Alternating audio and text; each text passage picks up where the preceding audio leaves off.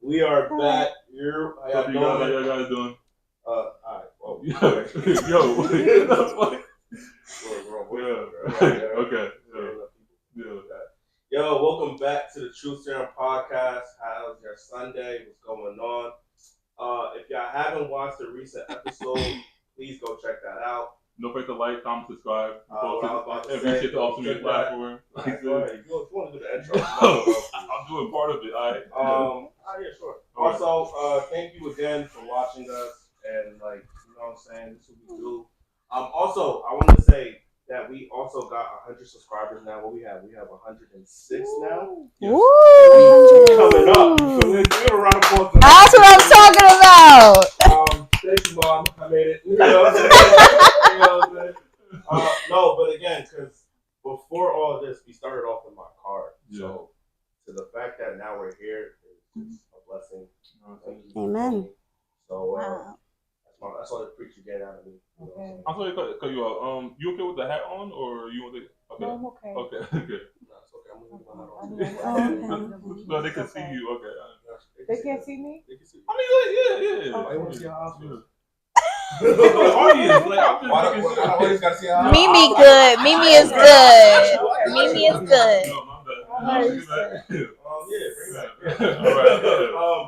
But yeah, that's what I was saying. So we doing what we doing. Yeah, we appreciate you guys. Like, we come a long way. And with just putting these videos out here consistently, and just trying our best with every topic, question, and. But we got a great topic today. But then we gonna get to that. So, right here with my lovely guests, right here, the queen. Yes. Introduce yourself. I'm Minnie the poet. How you doing? Good. Hi, I'm her outlets. And I'm Ceecee. I'm glad to be here. Yay! I already said mine already. I'm Savage Car. How you doing? You feel me? I'm PJDRIZZLE. I don't call it that. Yo, that's something you did not even do earlier. Yeah, you lucky I haven't done it in a while. You lucky I haven't done it in a while. All right. But I don't know what you're dripping, but okay. That's a great nickname, by the way. All right. So something that we do with our guests is basically Throwing up. taking turns. Okay. Yeah, something that we do with our guests is basically three things in general about yourself. It could be anything currently going in your life, or just anything about your traits, your interests, hobbies, activities that you guys do on a regular basis, anything like that. So, in which order do y'all want to go? There's three guys. Just three. Yeah. All right. My name is Ceecee. One more time. I have the Tidbits with Trin podcast. I do that out of the Kane radio station. I do write poetry. I do creative writing. I'm currently a student, and that's about it. Where you go to school? I go to Kane University. Yeah, very close. Kane. Okay. Go Cougars. As I said before, I go by her outlets. That's my stage name. I'm a poet, a self-published author. My poetry book out is titled Egypts.introspective. And that's what I'm talking about. My introspection on all things. Self-promo. Yes, absolutely. You gotta do that. And outside of that, I'm also into filmmaking. So I write my scripts, screenwriter. Oh, you too? Not right now, but Okay. I want to get into it. I'm still learning and doing research and whatnot. Okay. That's awesome. Yeah, you're gonna throw me out there, right? I was gonna speak for myself. You wanna? Yo, I can't something? How are you gonna get into it if you're not introduced to the people that are doing it? Thank you, I feel like I'm on a damn puppet line, with this. Well, I'm sorry. Oh my God. I ain't know me saying I'm into filmmaking to start hurricane. No, you good. You be alright. Yeah, you be alright. What about Miss Mimi over here? Yes. I'm Minnie the poet. Three things I'm currently working on, which is my poetry album. Also, I'm working on a book about my sex life. Okay. Sex, baby. Put it out. Also, I enjoy performing. Nice. Those are good. I like that. Amen. If you don't mind me asking, how did you come up with her outlet? Oh, my name? Yeah. Well, poetry is an outlet, is it not? So when I first start writing poetry, okay, a little bit of background story. I first start writing poetry my sophomore year of college. That's when I went to Bloomfield College, and I'm gonna shout him out. Paul Latour was my creative writing professor, and as soon as I took that class, like I just fell in love with it, with poetry. And mind you, before that, it's interesting. I was never into poetry. I didn't really like it because I never thought I was good at it. But when I started getting into it, I was like, well, you know, the name really just came out of nowhere, but it was my outlet. So I was like, her outlet. So you just went with what felt right. That's awesome. Yeah, literally, it just came to me. Yeah. Thank you. Mm-hmm. Okay. All right. Why you pick Minnie the poet? Someone I know that passed away. My kid's father mother gave me the name Minnie. I'm like, everyone calls me Minnie. I'm like, Minnie, okay. So I decided to keep Minnie, and I wanted to tell everybody like I'm a poet. So I just wanted to change. You know, I felt like Minnie and Minnie is two different people. Yeah, that's cool. That's cool. I like that. Yeah. I see that you have a tattoo. You want to talk about it? Like one on your arm. Oh, that's cool. Yeah. You have a heart too, a mini heart right there. Yeah, I have a couple tattoos, but the funny thing is this one was free. Well, how much was that one? This was like so I actually have a tattoo on my back that is a matching tattoo to my mom. Okay. And it says I love you to the moon and back, and it's like moon and stars. So she has the matching one, and then my aunt had like a heart on her hand. So we decided to surprise her and get the hearts. And then when you hold hands, it's like a whole like thing. So yeah, and it's so funny. This one is I went to this her name was Emily. She's like an up and coming artist. She's a singer. She was working really hard on her album. And she had a song with 5 Foreign, and he threw her this whole like album release party. And he had this tattoo artist there, and he had a flash sheet, and he was like, if you go first, like you don't gotta pay the $25, it's free. And I was like, no, they really I'm gonna just go get this. So it's actually my most complimented tattoo. So I feel like you got it in a perfect spot. Yeah, it's in like that nice like I like it. I like it, yeah, for sure. I have 9 tattoos. Naked, okay. What about you? Like 4 stamps. 1, 2, 3, 4. Oh, 5. Yeah, I have 9. Stop. Yeah. Do they have meaning? Yeah, they do. So I got like a dream catcher. I love my dream son's catchers. name here. God forbid I ever get in trouble.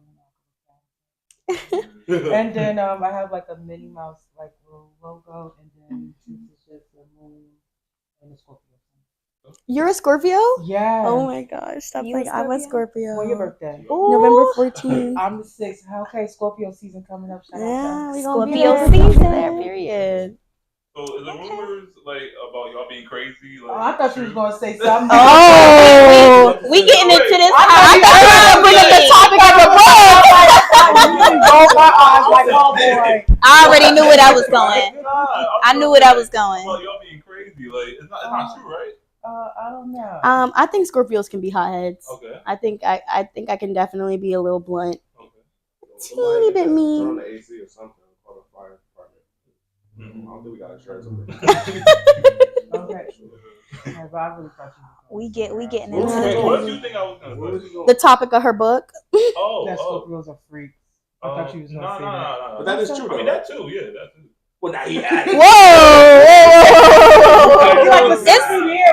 It's a common stereotype path right now. We're leaving the path. Come on, Sarah. Back on the road, please. All right. We're redirecting ourselves. I can't. Where you want to do the intro? Nah, what's your role? Tell me. Yeah, I'm about to do it right now. Yo. No, but I thought you were about to do the current events. Was you about to do that? Oh, we were? Oh, okay. Yeah, I think that's just go. Do y'all edit this? Huh? Yeah, we do. Okay, I'm like, please edit. I'm like, there's a lot of pieces in here that. Okay, so yeah, basically, I found some stuff on y'all follow Serum? Yeah. Okay. Not no All right. more. Not anymore. I've recently I stopped. got tired of it. Well, I feel like this is guess actually my unpopular opinion. I do feel like the shade room is harmful to the Black community. Low vibration. Yeah, Just- yeah. Like, it could be. I feel like they definitely do like perpetuate some of the narratives about Black women and Black people that don't make it easy. But run me them current events. Let's hear it. That's like one for right now. Okay. No, just one. Okay, calm down. All right. The DDG and Halle Bailey broke up. Mhm. Like how y'all feel about that? Go in order. If you want to talk with you first, and then I feel like I don't think they made Hallie's pregnancy easy for her, right? Because I feel like even when it was revealed that she was pregnant, people were like, "Oh, we don't care now. You wanted to hide your pregnancy," but I see why she hid her pregnancy. I was actually talking about that with my mom recently, where I'm like, even like when Beyonce had Blue Ivy and like the things people had to say about her daughter's appearance, and I feel like that's very hard as a mother. I'm not a mother yet, but I feel like had it been my child, I would have felt some kind of way. So I understand why she was private about her pregnancy. But I feel like that being said, I also feel like DDG does a lot of like publicity stunts and like things to promote. And he just so happens to be releasing music at this time, right? And I find it interesting that he's put out a statement and Halle has not put out a statement. And I'm like, is this going to be one of those things where he like takes it back at the last minute and he's like, actually, we are together, ha ha ha, or the song is about like haters on their relationship. Okay. But I just think it's odd that he's promoting like music right now and then they just so happen to break up, which would be newsworthy considering they are a Black couple. And I feel like there is a stigma against Black women when they unfortunately leave their relationships and they have a child and they're unmarried. Like, especially in them shade room comments, they were not being very nice to her about the fact that, you know, now she's going to be a single mom. And they're like, well, that's what you get. There's like a lot of spiteful things being said. Exactly. But, you know, I feel like there's a lot of criticism of the Black single mom, but there's not a lot of discussion of how she got there. What is the definition of a single mom? Oh, that's a good point. So that's what I'm saying. Like, as I feel like he's going to be, I feel like your single mom in my head, to me, my meaning is like if the father is not active. Or that's what I think. Or it's really like I feel like mom because I broke up. I feel like the literal definition. Okay. Because I feel like he's going to be active and still be. He's going to still co-parent. Yeah, and like I could respect him for that, but I also feel like that is a good point you bring up. Is what is the definition of a single mom? Because unfortunately, right, you have that narrative of he left, so she's a single parent. Yeah. But if he is still active in the child's life, he's still the father, you know, unless he's deceased or he's actively choosing not to be present, there's a difference. Yeah. So I definitely see where you're coming from with that point.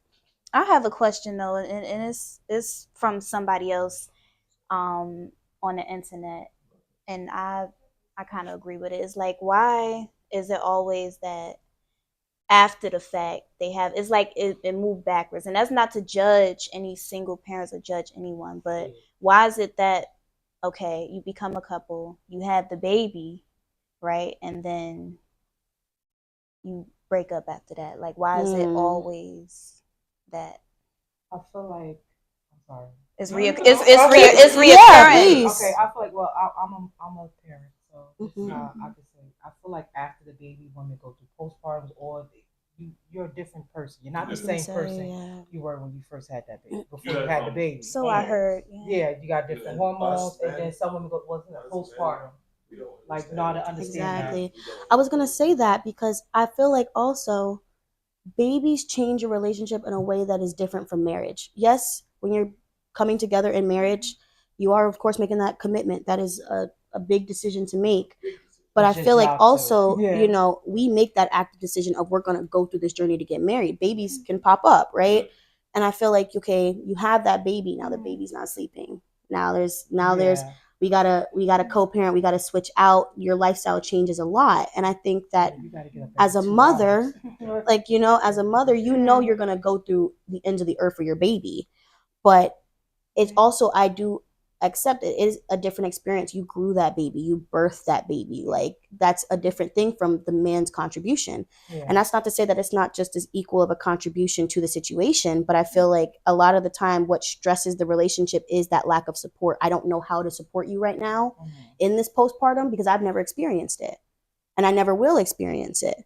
So, you know, I do think that plays a big role in it. But I also do think from what I've seen, I mean, social media is very limited. They show us what they choose. Yeah. DDG's been very present in his baby's life. They're always together. And how long has they been together? Like what? Like, it's like 1 or 2 years. They've been at least 2 years. Yeah. Okay. So I like the fact that the way that you said it, the way that it is that if it's a publicity stunt, right, and you got an album coming out, Halle hasn't said anything.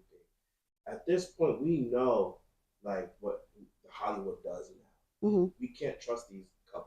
Yeah. Like we just can't. We I can't do. say Like those that are- Cardi B and Offset Yeah, we situation. can't. We Now can't. he's in the They house. always get back together. Now Like he's that's back- the now he's in the house thing. We again. just Yeah. can't. Like we She's like, see well, it. he's just here for I the didn't Like, wanna don't go know on if you guys know that, the like- situation with Keke Palmer and her situation Oh yeah. because of Usher, I guess. Yeah. Like Mhm. it's just And DG and Hattie had a whole Usher moment where like And he Exactly. snatched that. Yeah. Usher. Like Usher- what's that Usher- thing from Usher- Boondocks where he was like, I could understand, but like Usher, you gonna let Usher ruin your relationship? I mean, Usher is. some dancing. I think that was You know- Huey and Riley that said Yeah, that was Riley. Yeah. That shit. I didn't want to go on that tangent, but it is true though. When you look at social media and Hollywood and the way they approach They're not things good now, examples. No, it's they illusion. always take Uh-uh. it to a level where they don't care how they deceive the public. Yeah. Yeah. They just care about the sales. Any publicity is good publicity, right? So even if you're talking about Cardi B and Offset in a negative light, you're commenting hate on their posts. You're still talking. You about still it. You're interacting. giving them their You're right. still giving them what You they still's need. a fan. Exactly. Yeah. I don't know what to think about any of this celebrity stuff. I literally look at it and I roll my eyes and scroll. Yeah, the fact that people base their whole lives on it though is the craziest thing. Like, I don't really care what Cardi's doing. What about me? What about my tuition? Right. What about what I got going on? Right. Right. Yo, preach. Cause they don't worry about me. I gotta pay my bills, dog. Like, Until Cardi B is paying my rent, I don't care. like yo, Right. ask me about that DDG shit. Where's the Nigga, when is the next time I'm donations? getting paid? Nigga, but like, what? Yeah. Oh, man. Okay, wait. Before after that, one last thing. Are y'all currently in a relationship right now? I'm not currently in a relationship Wait. now. No. Yeah. You are? Good for you, Okay, Mimi. fine. Good for you. Alright, so I got a question. It's I a got a question. Yeah, the kid's probably still in there. So you're But together with him or somebody else? Someone else. Uh-oh. That doesn't have children. Uh-oh. I got a question. That's a good way to bring it up. Yeah. All right, here's a question, right? So the question is, right, if you were in a forest, right, would you rather be with a man or a bear? Oh, you bringing up that whole I got- TikTok So conversation. I got this. I don't from, even know what Daily that is. Wrap-Up. No. So I can tell you don't be on social Yeah. media for A real. man. I got it from Daily Wrap-Up. Why would I Shout out be to with a them, bear? you know what I'm saying? I What can't. the bear could do for me? I just want to know. I just want to know. So what you like, choosing? A man. What A the man, hell? what you choosing? A man. What you choosing? I say, look. I say, Scorpio gonna say the bear. no, okay. I say a man, but I say that limitedly because you have to think about it in the context of how it was popularized on social media, and when they were passing that topic around on social media, right? I think what was happening was they would like post like a really horrible story about something a man did, and they would say, "I would rather be in the woods with a bear than a man because look at what men do to women," right? I love men. But I feel like It's not that serious. It's not Yeah. I'd rather be with a man. I feel like what my opinions on it is it's exactly what it is. It's an analogy. And I feel like analogies and metaphors only work within a limited space when you're talking about real life situations that are taking place in reality. So you could say all you want on the internet, oh, men rape women, men do this. I'd rather be in the woods with a bear. We could say that any day until you're actually placed in the position where you're in the woods with a bear. Do you get what I'm saying? Yeah. I don't think it's something that I understand where the metaphor comes from. I understand why people say it. But I also don't understand this hypothetical situation in terms of real life situations. I think they answering that off a bad experience they had. Yeah, and I mean, Definitely. everybody has a bad Definitely. experience. And you So, automatically when I just watched summed up that and say all episode, men are bad. it was a lot of women just saying like, "Oh yeah, I'm picking the bear, this and that, blah blah blah. I don't want to be next to men. I don't know if the man's gonna try to kill me. He's gonna rape me, blah blah blah." All the things that she was saying. My And first I'm immediate look- thought would be for And I'm protection. looking at these women, and I'm just like, "Yo, that bear gonna fuck you up. Like, he's not about to think you're honey. No, he's about to eat you." But I feel like that's not to say that there's not bad men out here. But I feel like the reality that I've started to Bad understand people in recently general. is there's bad women, Yeah. there's Yeah, bad bad people, people in general. there's bad All non-binary over. people, there's bad gay Yeah, people. that's Anything you it. want to talk about, there's bad people. I mean, I've definitely been friends with some women that have done some men quite dirty. You know what I'm Yeah. saying? So I feel like we can have that true statement of there are men out here that take advantage of women. There are men out here who maybe aren't treating women the best. But I also can understand why you don't want your whole gender to be disparaged by a comparison to a bear. Yeah. We're not animals. You know what I'm saying? I get why people would feel some type of way about that particular analogy. And that's two things can be true at once. You know what I hate though? When people put the whole gender in the box just because of their experience. Well, like, I mean, because think about it. I don't like when people say, oh, black women are single moms, or black women are this, or black women are that, right? mm-hmm. And women very freely, if we're honest, get upset and speak their minds, and they can argue and they can get mad.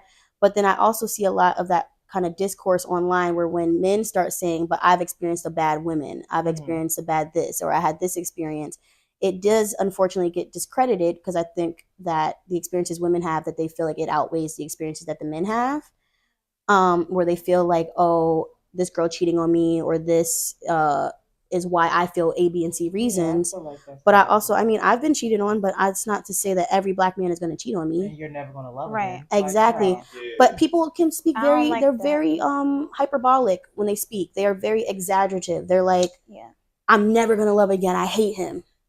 But like, even going back to the Cardi B thing, right? I'll say to my friends all the time, what we talk about in private with you and your man, that's exactly what it is. It's private. Yeah. Once you take it to social media and you want to post he's broke, and you want to post all of this about him, and you want to post all these negative traits, now the world knows about your relationship. Yeah. Nobody had to know that either of y'all were broke until you told everybody. And then when you decide to, okay, you're going to be with them now, you got everybody looking at you. Exactly. And that's the thing. You could have just been with him in private and nobody had to know that y'all are crazy. Yeah. You know what I'm saying? Nobody had to know y'all were toxic. You could have kept that to yourself. That goes for friends. I saw a meme the other day and it was like, oh, like the meme was like, oh, hey girl, I'm glad you and him got back together, but you already told all of us that he's broke, he's stink, and he's nasty. Because it's the truth. Like, everybody's had that situation where like somebody told you like, oh yeah, like he's racist and he's this and he's that. Because in that moment when they don't like them, they want you to not like them. So they're gonna say all their negative traits. You're not gonna talk about the good things that happened. So you got to really be careful what you're hearing about people's partners, but also what you're telling the world about your partner. Yeah. That's why relationships don't work the way they used to. Now you got people who are friends looking at them. Exactly.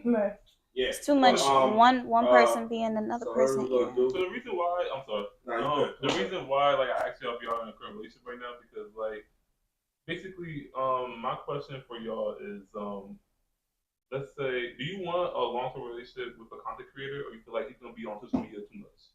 That's a really interesting question. I don't care. You don't care? I mean, it depends what's going on behind closed doors. Yeah. Okay. Because, okay, like in the position of DDG, right? He posts a lot of stuff. Yeah. But I feel like if you're going into it with a content creator and you know he be trolling, and you know he does a lot of crazy stuff on the internet for attention, he be on the internet with some other females. Exactly. And I've seen that a lot on like TikTok relationships where like they do collabs and there's like another girl there. But I think that it's like, all right, if I know you're doing this just for content, right? And we're in this penthouse because of your content, and I love you enough that I'm looking past all of this, right? Obviously in private, there needs to be some equivalent of, you are not these other girls that I'm just making content with. Yeah. And you are the mother of my children, whatever your situation is. I feel like that's what's going on in private. I think, unfortunately, with social media, it's made it where we view everyone's relationships and we're allowed to speculate on everyone's relationships.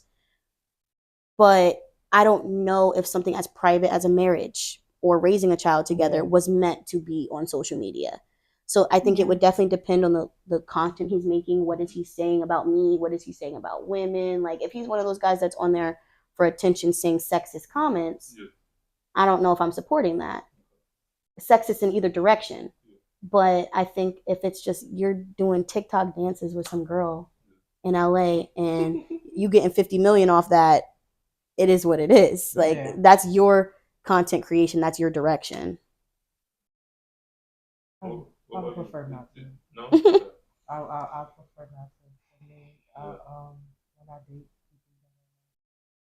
content creators or artists, okay. Yeah. Okay, sorry. Talk your shit. When I date, like, people that are like creators, like it never really works out. I feel like it's like a battle of the baddest bitch type thing. So I don't have time for that. Yeah. I prefer someone more of a caveman, someone that's not on social media. Yeah, but if that's your nigga, he should be making you feel like you're that bitch. Yeah, but I don't need you feeling like you that bitch too. No, like, I feel that, but like it starts for me. It begins to become like a competition thing. Okay, that's why I prefer not. All right, that makes sense. Yeah, the only reason why I mentioned this because I was on this Pop the Balloon event. Are y'all familiar with it? Yeah, okay. Oh boy. So basically, it was us guys that had the balloon. Oh and, my like, God. Yeah, I was there. It was happening like in Newark. Okay. So basically, this one girl, the first girl, popped my balloon. You want to say her name? Nah, don't air her out like that. Oh my God. Cancel the whole podcast. You putting people's name out there. I think I'm looking a little different. Hide the address.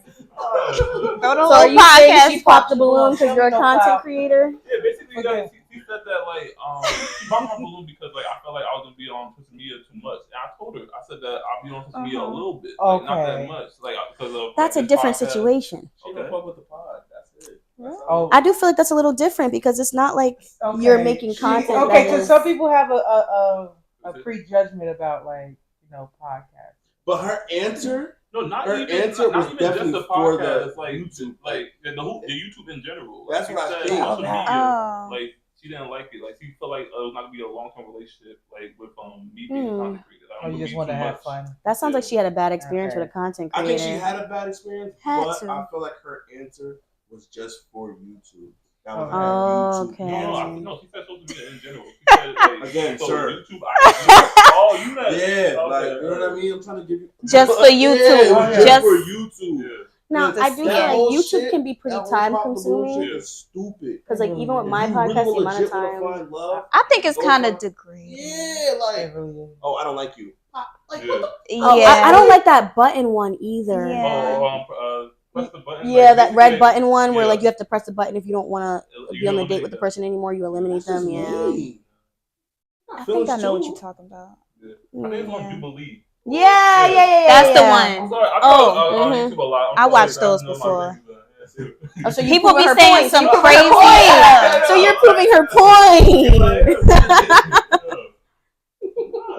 Oh my gosh, bro.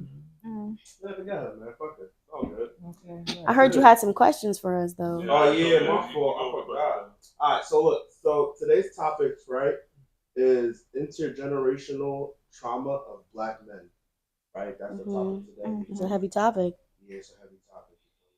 So here's where we're gonna go. The first question, right? What does intergenerational trauma mean to you, and how do you see it affecting Black men today? Define intergenerational. Yeah, because I got a loss. Just to refresh. Okay. Like trauma inherited. Yeah. Okay. Like it trickles down the family line. Oh, okay. I ain't want to have it wrong. Like I have my own idea. Simplifying it.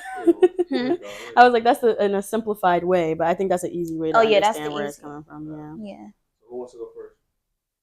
Oh, do you want that question again? Yeah, say the question. I'm sorry. Oh, I'll say the question. What does intergenerational trauma mean to you, and how do you see it affecting Black men today? So I mean, even before like talking about like how it affects Black men, I definitely think everybody can be a victim of intergenerational trauma. I think as Black people, we experience a lot of intergenerational trauma. I mean, I'm like really into history. But I was even watching something that was like insinuating or like suggesting that Black people from slavery have different habits that were like evolution in animals, that was adaptation, like things that made living easier for them that they started doing.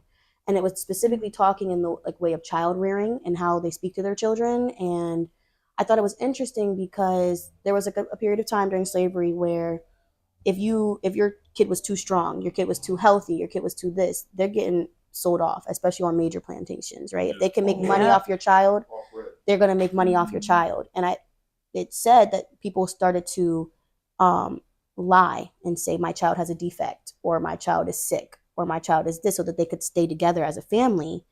And what it's transformed into is when you like run into people whose parents maybe speak down on them a lot, or they feel like they don't want them to feel gassed. So like one thing my mom always like emphasized was like keeping me humble. She doesn't want me to be too cocky. She doesn't want me to be too anything. But I can see in a history perspective of you don't want your kid to be too cocky and not think their shit stinks because of protection. But now that we've fast forwarded through this time, like you should be speaking life into your child. Your child should never question if they're the shit because that's your child, you know? But I think when it comes to Black men, unfortunately, that intergenerational trauma gets tied up into I don't want my child to look weak, or I don't want my child to not be a good man, or I don't want him to be this. And I think it unfortunately puts a lot of pressure on Black men, since that's what we're talking about specifically, to be hyper masculine, to be more aggressive because they feel like that proves they're a man. And of course, we're sitting here, we're joking about men and dating, and nobody's looking for this overly aggressive man. Nobody's looking for this bear that's going to hurt you or harm you. And in your relationship, you should feel safe with your man.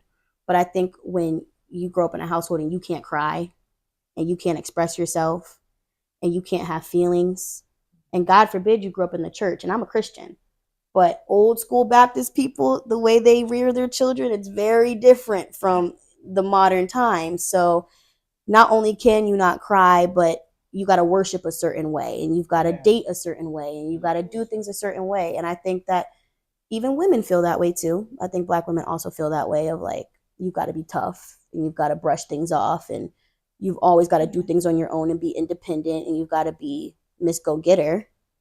But none of us want to be Miss Go-Getter all the time. So I definitely think it can go both ways. But since that's the topic we're talking about, I definitely think there is a lot of pressure on Black men to not be expressive.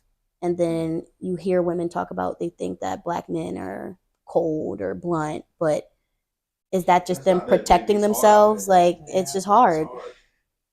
No, I feel like with your take or what you said of the part about You answer? Huh? You want to answer? No, I'm just adding what you said.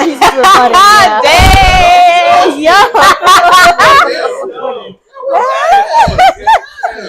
so basically, like what you said about the part about raising the children and all that, I see it on with Dwayne Wade and Gabrielle Union, and how like they're very expressive. They're very expressive with their son, and like how like he's like growing up, and like how like he's going through that change, and like D Wade is not like all about like him being aggressive or strong, and like he has care for his children. Yeah. I mean, I respect them a lot because I feel like that is a family issue, is it not? It's a, if my child is gay, straight, whatever they are, that's my child, right? And I'm going to protect my child from the world. And once she started posting and she started coming out as her true self, they stepped forward as parents to say, like, you're only going to say so much about our child. And I think that your child is your child. I genuinely am a believer that God made everybody. And God made everybody of all shapes and colors. And is it really my responsibility as the parent to be the first person to break my child's spirit? No. Am I supposed to be the first person to make my child feel bad about themselves? Absolutely not. That's straight neglect. Exactly. So it's like, if he worried about everything every person said about him, if he worried about what people thought about him as a Black man because of the way he's raising his child, then what's the point of having a child? Because I don't care what anybody has to say about my kid or the way I'm raising my kid. I'm raising my kid. I'm the person who has to live with whatever happened to my kid. I'm supposed to live a nice long life journey with my kid. Why would I lose my kid at 15 and never speak to them again because I can't support them? I don't have to agree with everything you do, but I'm going to support the hell out of you. And it is what it is. This is how we got a lot of kids like running away and like they live on their own. You don't want that. Anything can happen to those kids. Exactly. Yeah. So there's a reason why you said that you're not I'm not a fan of the way situation with the whole kid. And why do you say that? Yeah, why do you say that? I just go ahead, talk about it. I just think free space. All right, relax. I just think me personally, I grew up seeing like a household where the man's in charge and the woman's like there for her kid and this, that, and the third. You know what I'm saying? Traditional wife. Huh? Traditional wife. Traditional, of course. You feel me? But I just think their situation, like, I don't know. What happened to D Wade's first wife? Why don't she have? Oh, see, now you're talking about that situation. Yeah, why don't she have a spotlight? Because I guess they kind of shunned her out. And people talk about that a lot though, Yeah. because Gabrielle Union was known as a mean girl in Hollywood for a while. And I mean, it is known that she did snatch that lady's man. I mean, I'm not saying snatched in the sense of she was plotting, but she is the new wife, and I feel like he respects her as the new wife. Maybe there should be more of a presence of this was the child bearer of my child. Yeah, of course. You don't gotta shun her out. Yeah. And I saw mad videos. Like my siblings told me about it too. Like there was mad siblings that Gabrielle was doing like witchcraft. Interesting. No, I didn't hear anything about that. But Yeah, it was a lot going on. Rumor has it. Yeah. Yeah. You know what I'm saying? So just me personally. I mean, I can see where you're coming from, but I also feel like, they're raising their kid, and that kind of ties back into does everything need to be on social media? Do we need to know everything about that? The problem I have is I heard, if I'm not mistaken, that the child was like transitioning. Yeah. That's a problem for me. Like I support LGBTQ community. I have a lot of gay friends, but the thing is, and we all, my friends feel the same way. Like that is a decision that they should have at 18. If that's what you want to do, okay. You want to dress a certain way, cool. You want to, that's fine. But to physically start changing your body as a child is too much. That's too much for me too. No. Yeah, hormones. Like No, I think at 18, whatever you decide to do, that's what you decide to do. But as a child in my household, I'm going to give you allow you to take hormones. That transform your body. I think Lil Boosie, yeah. Yeah, Lil Boosie was just saying like, nah, that's just too early. Like, come on now, like. I agree with. I'm sorry. Yeah, I wouldn't. okay, so that's too soon. much for. Nah, It's too you're a soon. child. Now, Like, I mean, feel like- if it had No. been okay, think in terms of she's not taking hormones. She's not. So she's not transitioning. So to my knowledge, now don't quote me on this. To my knowledge, they did say that she's not currently taking hormones like estrogen. Okay. So that's okay. And that she's just dressing. Yes. Now, No. No. so I feel right Yeah. up until a certain point. Now, I'm the same as you. I support everybody. I don't really care. All right. Do I feel like if she's wearing a dress and she wants to explore what wearing dresses is like, okay, we can work with that. Now, I definitely can see where you maybe don't want to do a hormonal transition that is extremely difficult to reverse I have at 16 years old. That are transgender, and I know that it's not it affects your mood. It makes you I did not know some people deteriorate their bone. Like it's a different Acne, type of all like types I know of the appearance, effects to yeah. that. You know what I'm saying? For It's a big child decision for a child to consume make. that Exactly. No. And I definitely That's a see where you're lot. coming from, where it's like, I mean, if I got every tattoo I wanted at 16, not saying it's just the same, but it's just as permanent, I'd have freaking Pierce the Veil lyrics on my wrist, right? And in the moment when my mom was saying I couldn't get the tattoo, I'm saying it's not fair and you're not understanding me and I'm misunderstood. But now as an adult looking back, I'm like, well, thank God you didn't let me do that. And there is a community of people on TikTok that do talk about like detransitioning and no longer being a part of the transgender community. And I think just like any decision, you can change your mind. So I definitely see where you're coming from. Well, maybe before 18, where you don't finish fully developing until you're like 25. Yeah. So you're doing all of these decisions. Now I can see what you're saying. Now, him supporting his daughter wanting to wear dresses and do those kinds of things, I don't feel as strongly about it, only because we were losing so many children to suicide because they couldn't have their identity and they didn't know how to express themselves and they felt some sort of way about I'm gonna agree with you on that. About how their family was going to react to them, so they'd rather take their own life than speak about it with their family because it's a hard conversation. Yeah, we had a suicide back in high school.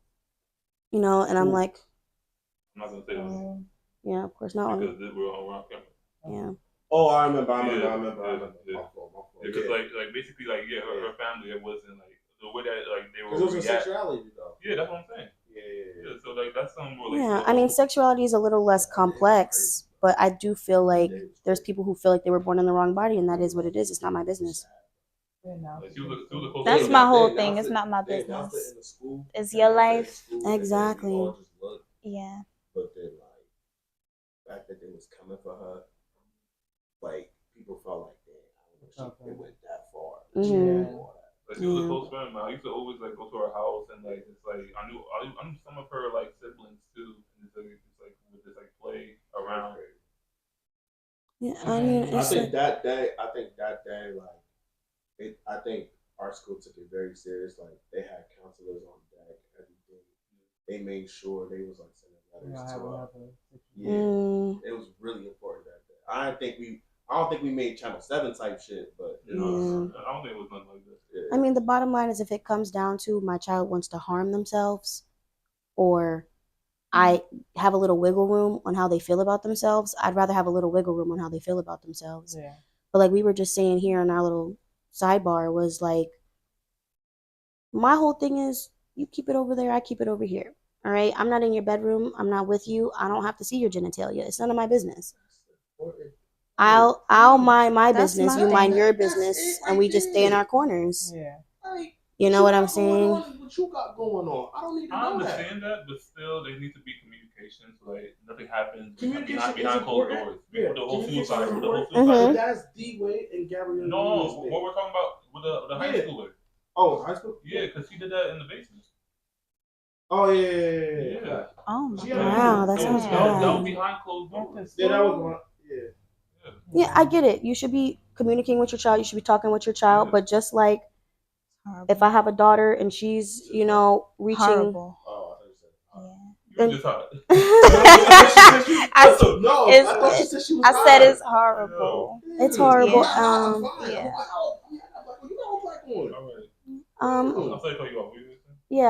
But I feel like it's also easy to sit here when we don't have children to talk about what we'll do when we have children, but it'll be a completely different situation when our child is here. You know what I'm saying? Only one person on this couch is a mother, and I'm sure you go to the ends of the earth for your son. You know what I'm saying? Yeah. But it's also like if we're going through this the same way, I don't want my daughter posting up. You got a fight? I'm dead. You say you would love it? I'm not a fighter. I'm retired. You retired? Retired? Retirement? Yeah. What? Not retired, gangster. It is what it is. I'm gonna kill her, but don't push me. All right, you know what? I like that wording better than. Yeah, that's a good way to say it. Yeah. We can talk with your son like on like here and there just to like stay updated. Yeah. Just to make sure. Of course. Okay. Yes. Okay. Of course. That's what it comes down to. About the intragenerational? Yeah. Anything? Oh, we went off on a whole tangent. I'm so sorry. It's okay. So intergenerational trauma with black men. Yeah. What do I think? And then you see how it's affecting it. We talking about it now. It obviously runs deeper than we know, and honestly, the whole thing is sad. It's so much things I could say because it's so many like sub topics within that. It's crazy. But walked off set. Okay. It's very nuanced. I get what you're saying. It's very nuanced. It's so like I don't even know what to say probably until we get deeper in the topic. But it's so many things. I can connect it with not advertising necessarily, but my next book that I'm working on now is based on dedicated to Black men and their lives, their perspectives on the world, how they feel, because I just wanted to focus on that because a lot of y'all don't have the voice like everybody else does. Well, let me give you a little appetite on what we go through. Go ahead. So, being Black in this world is a shit show. Because, and I'll tell you this, I'm Caribbean too on top of that. So, I'm Haitian. So, it's another shitload that I gotta deal with. Because I'm in a household where my dad is in charge, or yeah, my dad was in charge of everything, bills and everything like that. And then, you know, then you got my mom focusing on us, things in that perspective. And then I wish I had a dad that was like, yo, how was school today? Blah blah blah. Or what did you do your homework? This, that, and the third. No, it was more like, oh, where's my plate? Go get me a beer. That's what I seen, right? Mm. And my mom was more of played the role where she was the dad and the mother. She taught me how to drive. She taught me how to do the tie, how to talk to women, and things like that. Like I kind of learned from them, and I learned from my siblings. By the way, I'm a baby in the household, so I kind of learned from them. But I learned. I'm a baby too. I'm a baby too. All right, okay. But just basically, it's just I just know growing up, I never could have cried. I couldn't really like do anything. I had to be structured. Like you gotta be tough. Like if somebody hits you, you better hit 10 times harder. Don't come back in this house saying like, "Yo, you got bullied or you got hit." You better go kick that nigga's ass. Like I don't want to hear it. This comes from your mother. It's coming from my father. This is coming from my father. My mother, she was tough too, but she was more like the religious type. We went to church every Sunday, this, that, and the third. But she was tough too. Like yo, I ain't because they just came from Haiti, so they don't really know about America like that. They still like learning new things and stuff like that. Yeah. So the only thing I can give you is really, I know that I gotta work hard every fucking day. Can't cry. Can't really have like emotions like that. I mean, I do have emotions. Don't get me wrong, but I can't be weak. Always gotta be strong. I gotta be firm. You know what I'm saying? I gotta have that, like you know what I'm saying. Yeah. Don't get me wrong. I would love to be like dilly dally and be soft and everything like that. But it's like there's always somebody looking at you and saying like, "Hey, toughen up, let's go." I'm like, "Dang, bro, like, can I get a break?" You feel me? Can I just catch a break real quick? Nah, let's go. Blah, blah, blah. Like someone's always looking at you, and then it's the validation. It's just that walk, this, that, and the third. You know what I'm saying? There's so much to deal with. And like you said, we don't have that voice. This is why I feel like men attract, like we could talk to other men about it. We can't talk to women about it. Go on. So those times when we do have like our little guys' nights, or like we just trying to get away from y'all, that's just our place. That's our way to just like, yo, let me just chill real quick with the fellas. Then I can come back and I can be myself. Yeah, some space. Yeah, that's all. It's not. I'm not dissing you. I'm not dissing. I love really being with you. I love being with you. But let me like have my hand in my pants. All right. Let me just talk my shit. You know what I'm saying? But it's just so much, and it's not fair. But society already put it like that I gotta be this way. You know, and don't get me wrong. I see the single mothers, y'all do y'all thing. I'll give y'all a bunch of credit. You feel me? But I just my only downfall about it is I blame social media because they always show the bad highlights. They never show the positivity. Every single time you go on the news, it's something negative. It's nothing positive. That's my problem. So they always show like bad things about black men, black women. They just put us down every single moment. I'm just like, fuck, like, how can we do better in society? Yeah. It's all planned to me. Yeah. I mean, I feel like it's mostly like with the news, like it's mostly like police brutality. Like with the whole George Floyd or Brittany, I don't know her last name, or Brianna. Breonna Taylor. Breonna Taylor. That's like negativity that we get away from the news. Like mostly these police, like just. But like animals. If you want to really go back and like historical events, right, or historical times, This country was never made for us. That's why I said it's all Yeah, premeditated. it was never made for us, bro. Like, Nigga, I was a chair, bro. Like, I was property, bro. I was property. If I was strong, like you were saying, if I was strong back in the day, like if I was in slavery now, I would be good at it because I'm strong. I could lift this and the third. Like I would listen, and I don't know why do I have that thinking about it. I was like about that. to say it's sad we even gotta. Yeah, but you had to say that, but it's true. It's true. Yeah. I know I would have been a good slave.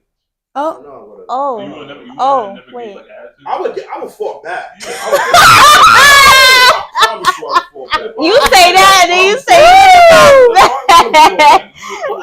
Yo, you did not need to look over here like that. I'm just saying, It's dirty, like. I'm that type of person. You can't. I can't. I look I'm at like, you. I've been trying to avoid eye contact this whole time. If I look at you, you're gonna laugh. Vice versa.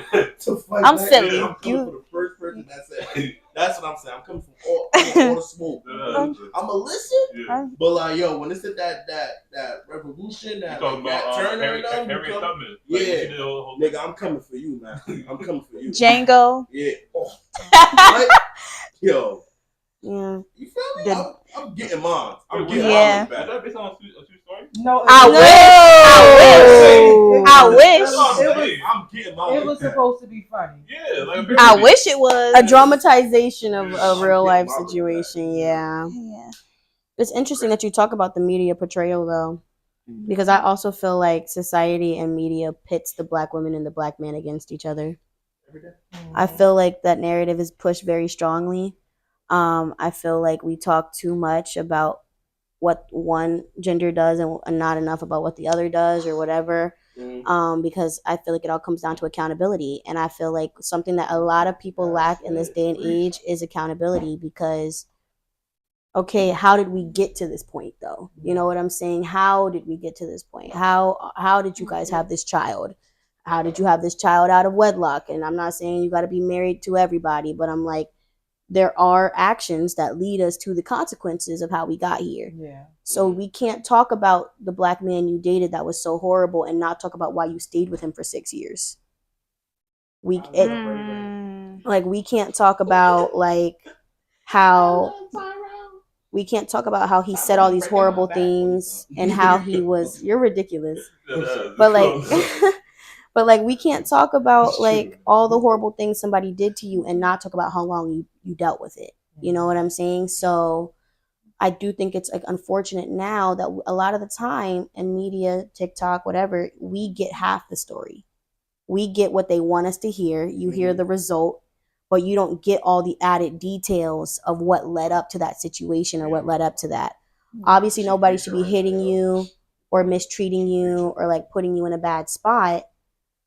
But I also feel like there's a very big gap in our generation where people aren't willing to work for the relationship they're in, or they're not willing to put in all the added effort. It was, oh, but he worked at FedEx, so I want him to get a better job, and he doesn't want another job, so we broke up. He took me to Cheesecake Factory. Yeah, bro. And that also, but I would love to date the Cheesecake Factory. I don't get it. I'm a picnic girl. We could go to the park. Word. Yes, I like little. Me too. I'm a simple. Yes, heavy on nature. Yes. Me too. Simple stuff. There we go. Know each other. I'm with Mimi. I like simple things. A walk. Yeah, but that's the thing. It comes down to who you are, and that's why it's not fair to go on social media and talk about everybody shouldn't want to go to Cheesecake Factory. Because what if that's our thing? What if he proposed at Cheesecake Factory and now it's a ritual? You know what I'm saying? You can't speak on what somebody else. And then you can't compare. Yeah. Okay, well, you looking at, you're inspired by people that's rich or got money. Well, I'm gonna get no. It's we. Yeah. No, I can't. Who is we? Take me to Cheesecake Factory. Okay. Yo, wait, what did Drake say when he was like, "Why you argue with me at Cheesecake? You know I like to go there. I like to go there." It's who is we? Oh, we don't like this. Who is we? Exactly. Okay, yeah, hop on over. Next topic. Wait, I had a question. So how do y'all feel relating to the whole media thing about when you have people, and it's going around like everywhere with the whole black men don't cheat or black men cheat. Like, how y'all feel about that? I think that humans cheat. I think that people cheat. I think that there's been plenty of situations where black, white, Hispanic, whatever, somebody has told me that they've been cheated on, whether it was the male or the female. I feel like it is unfair. So it's everybody, not just. Yeah, I feel Yeah. like people make a bad decision in their relationship to betray their partner's trust, and that's a thing that happens. It happens everywhere. And that phrase has been like going around like everywhere. Okay. Yeah, but the same way. I love it. It's catchy. Black men don't Exactly, and it's like they don't. I support it, but it's also like I know daggone well I've seen I some know, bad right? things and I've seen some good things. But I like that the narrative is, exactly. a positive Let them have a one. So positive yes, black narrative. men- Let them yeah, have it's something always positive to something their associated. name, but also recognize that you could be in a relationship with anybody and they could betray your trust. Yeah. And it don't that's what matter come down the race. to. People cheat. People don't. Exactly. Now, if you don't mind me asking, I'm sorry. Because you said the father's still in the life, right? Yeah. Okay. So, what happened for you to go to somebody else? Well, I got two baby dads. So yeah, I got two. Ain't no shame. Ain't no shame. But yes, the first situation, I just felt like we better off as friends, and we are still friends to this day. Like we real close. Like that's just my home. So you and that guy having kids didn't change anything? No. Okay. Like it's crazy That's now, bro. but that's like my that's like bro. It's weird, but yeah, that's like you bro. okay That's with like, him, so like, how's he we it's more No, so I'm like trying to family, go like bro. we're family. Bro, I wasn't saying. I'm just saying like. You're like I want to say that, then y'all look at me interrogating weird. anybody. That's what I was okay, thinking. bro. I'm not Yeah, like interrogating anybody. I'm trying to help you out. I don't know what he's doing over here, but I'm trying. but we family. Yeah, like, yeah. you know what I'm saying? Yeah. But yes, that situation, the second situation, like second kid's father, was really horrible. It was like more of like a domestic violence thing. It just wasn't something a situation to be in. Wait, was it like he was being on you or the child? Me? No, of course not. I will. Mm-mm. Who gonna sit there and let somebody do that? People do that? Yeah, unfortunately. I feel like No, definitely. it was me. Like we was fighting and things like that, and it was really bad. And like he just wasn't a good person. I think now after like finally now we are really working with co-parents. There's always one person. Yeah. Like in regards to like on the same page as co-parents. It's been a struggle. I'm sorry Really that. I'm sorry that you experienced that. They like the reason why I'm in the state of New Jersey is because like when I was living in Elmira upstate, I loved it. It was beautiful there. I loved the hills, loved the trees. I was close to Niagara Falls. I was closer to Canada. It was really nice. I just want to save my life. Can you swim? Yeah. Can anybody in this room swim? You can swim. I was a swim teacher for 3 years. Okay, I need to You go to could the pool. teach me. I need every black person to know how to swim. I'm serious. Okay, I think can't. can swim to save We my are life. not perpetuating that stereotype. Listen, I like to shower. I can float. Yeah, that's it. I can float. Yeah, I think I'm too nervous to float. I'm gonna need everybody to be able to at least swim one lap in the pool. Now I don't know if I can do that with my whole leg situation. I don't know if I can do that. You're the exception to the rule. The other 3 people in the room meet me at the Cane pool on Tuesday. Okay. Tuesday. Tuesday it is. Like, Tuesday. I'm gonna have the swim caps ready. Okay. Everybody gonna have their hair protected. I don't want to hear about my hair getting wet. Okay, Tuesday. Next question, please. All right, next question. I got you. Next question. Yo, Dapper, you feel me? I know y'all like this. In what ways do you think historical events like slavery, segregation continue to influence lives of black men? That's so crazy. I already brought that up. Interesting. You know what it is, though? This is the question. I didn't even see it. Right. She on a roll right here. But listen, it's like, because this is a topic that is very important to speak about for our future sons and our future daughters. Because I think that there's plenty of times, I think anybody in this room can relate. You ever talking to your parent, your black parent, right? And they start talking about something real casual from their childhood. And we're listening to it from our modern perspective. And you're like, grandma beat you over what? Or you had to go pick a switch, Yeah, no, or you can't do that. No, you know what I'm saying? Like Oh, you're yeah. talking to your parent and you hear them talking about something that is like, that would never fly in today's society. So even in the times I've been mad at you, and even in the times I feel like you weren't a supportive parent to me, you were even more unsupported in that right. And I'm not saying you have to forgive everybody for the things they do to you. Yeah. And I think Can I ask you this? Would you beat your kid? Oh, I don't want to put my hands on my kids at all. Do you I beat your don't kid? beat my kids. You just yell at them? I just yell. Yeah. What does that do? It doesn't do much good. My boyfriend, I guess, because it's a male figure, or they dads or something like that, they take serious. But I don't. I think the most I ever did was pop them. You had to really do something bad. I'm not pop them like a no, yeah, like not a like rock. no, You're thinking like rock 'em. No, like a little like why would you do a little love but that ain't doing nothing. Oh, I ain't gonna do nothing for them. No. Do it again. Yeah. Okay. I don't think I would beat mine can't.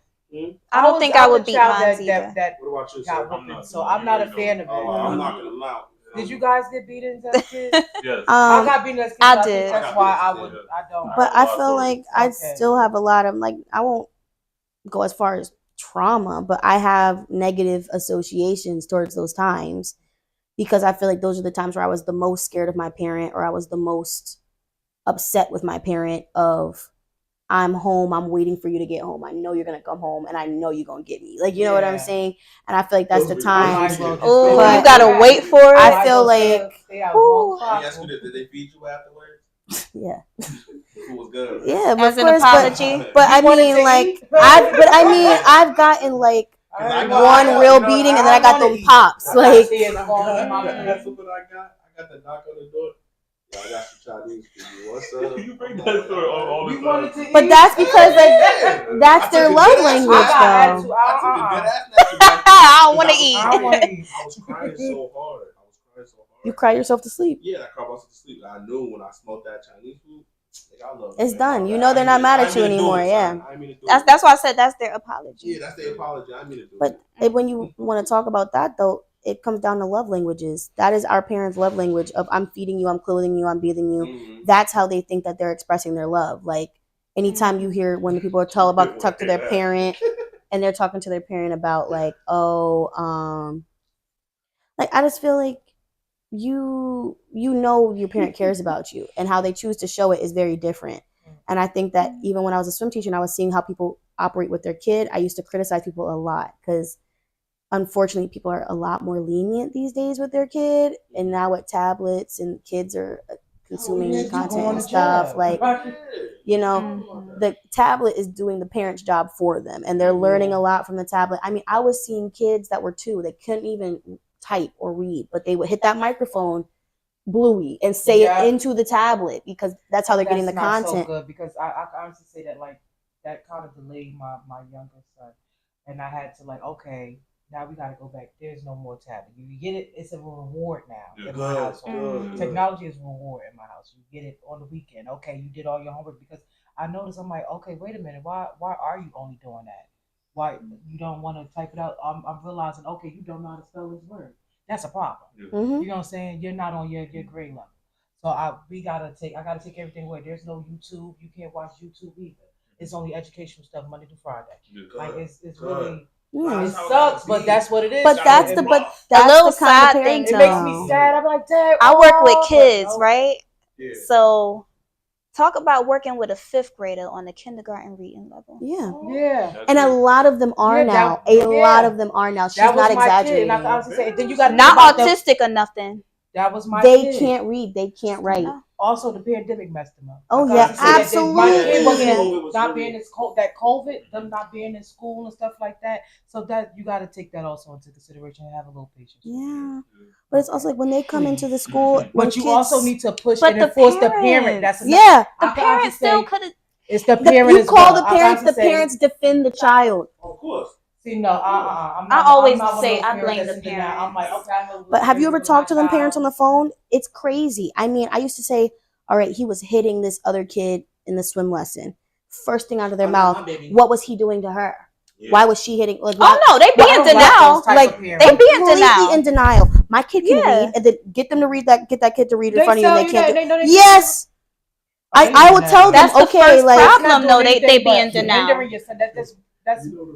That's not doing anything but making your child worse. exactly. That's the first issue. But that's the though. thing. And then that makes children act out. If you're not parenting your child, that's why you got to hit your child. You get what I'm saying? Yeah. If you're parenting correctly, and you are talking to your kid, and you're having the right conversations, and you're doing the right things, you're being a good example. You don't got to hit your kid. I'm so serious.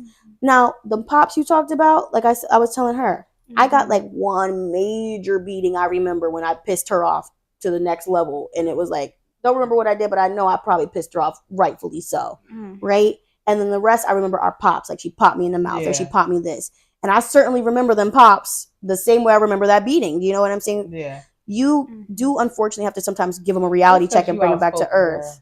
Oh, absolutely. Yeah. And my mom used to tell me all the time. It's too much for she used to love it though. Like she used to be like, I made you like that on purpose. Like she used to talk to me like an adult because she wanted me to have a voice, because she felt like she's a Libra. Okay, yeah. Right? She felt like she didn't have a voice when she was younger, so she wanted me to have one. But my mouth got me in trouble, so. Yo, what's your sign? Oh, yes. What's your okay, birthday? I'm a Taurus. Okay, Taurus. April 25th. And what are you? Leo. Oh my gosh. Really? We not about to have no Leo. Which month? July 29th. Okay. No, because you have that calm Leo demeanor. Yes. Yeah. November 6th. Gemini. Gemini. Oh, let me stop. You said what? My son is the 8th. What's with the Leo though? I think you have like that calm Leo demeanor. Y'all tend to be like very sure of yourselves. Granted, I also am a strong believer like astrology is fun to talk about, and we could like compare these like traits and stuff. Too. But I also am like, I'd rather know your personality type. Like I'd rather know those little details about you before I'm making judgments on you based on your sign. I don't like that either. Like exactly. Like it's fun to talk about. All these stereotypes about all of us. I think it's just y'all just have y'all moments like, all right, you're Gemini, okay. It's because y'all wake up in the moment and then you're like, I'm making a decision now. We know it's okay. There's no creeping up to the decisions Geminis make. Y'all make it in the moment, and that's why people think you switch up. Yeah. And I'm calm. Like a lot of people don't think I'm Leo at first because of my this whole time I just been like just a relaxed demeanor. Yeah. Very real. But a lot of times a lot of times people take that way out of whack, as if I don't have a voice. Oh, absolutely. Or because I'm soft spoken the way I am. Like, don't get that twisted. No, but you got it. We see it. It's in your eyes. Mm-hmm. Is it my eyes? Yeah, because you got something to say and you looking like, oh yeah, my time will come. I will speak in one moment. Yeah. I will say what's on my mind. Yeah. I don't know you that well, but I'm saying. I'm a quiet storm for sure. Huh? Fight.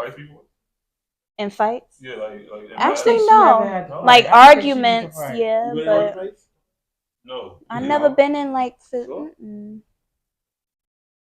No, of course I had people. I'm looking at her like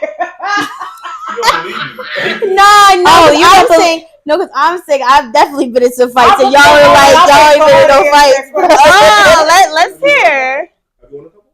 Have I won a couple? I win them all. Oh, I see it. I like that. I see it with both of y'all. Like y'all. I ain't gonna sit up here and lie. I won every fight. I've been a fight because I lost a fight in there. Yeah. I went to Rikers at 16 years old. Rikers? Rikers, yes. And then, you built different, shawty. I went to jail. I was spent about 4 months in there. In Rikers? In Rikers. Oh my God, what happened? I was hanging around the wrong crowd, and then around that time, robbery was a thing. This was before scamming. And, yo, no way. So I was hanging around the wrong crowd, and we decided to rob someone in Manhattan. Why would we do that? And then I let the train, and then I thank God for the other people because they had a gun. one of the people had a gun. They didn't pull it out. They wasn't there, but that person had a gun. But I'm happy that they wasn't with me because I would have had a gun charge. Yeah. But I missed the train that they got on. I'm like, oh no, they got my bag. I'm on the way, and I went to jail. I honestly, where I'm at right now, I'm happy I did go to jail because it changed my life. I would never go to jail day in my life again. Yes, but I'm happy I did go because it changed who I am and it made me have better judgment on people. I was very. I'm glad you learned from that situation. Yeah. Yes. Oh my goodness. Yeah. I was from New Jersey, so at the time you could not like call TV shows, out. Hell no. And then they put me. I'm 16, so I'm in there with adults. Oh, No juvenile detention. No, Rikers Island don't have that. So it's you in there from with I say it start from 15 or 16 and to 21. That's the housing thing. So I feel like that's still that's not good for a 16-year-old to be in the housing unit with 21-year-olds. No. Now, is it the same or is it different from women's prison to? I think it's different from women's and men because men are you have a home like they share like you have a bunk. Oh, so y'all didn't. The women no. Wow. We didn't have a. I was sleeping. You had your own cell. Oh, okay. But the men they didn't have their own cells. Yo, really? I'm good. Yeah. And how long you were in there for? 4 months. Wow. Mm. That's 4 months too long. Yeah, when I came home, my life changed. Like my mom moved down south, like I received a letter that she was moving down south. So when I came home, it was just like I came home to just be nothing, like completely starting over my entire life. Wow. So where I'm at right now is like I'm reprogramming, unlearning things. Because like I experienced a lot of stuff like that. Like, And how long ago was this? How old are you now? 6. I am. How old do you think I am? And I'm not gonna say because I'm messing up with you. You're 31. Yeah. On the nose? On the nose. I believe so. Yeah. I'm born 92. I'm 98. You do look younger. I added that on just because of your experience. What's his age? They have an older look. What the fuck? You mature? He's very mature. Are you 25? You're close. Higher or lower? Higher.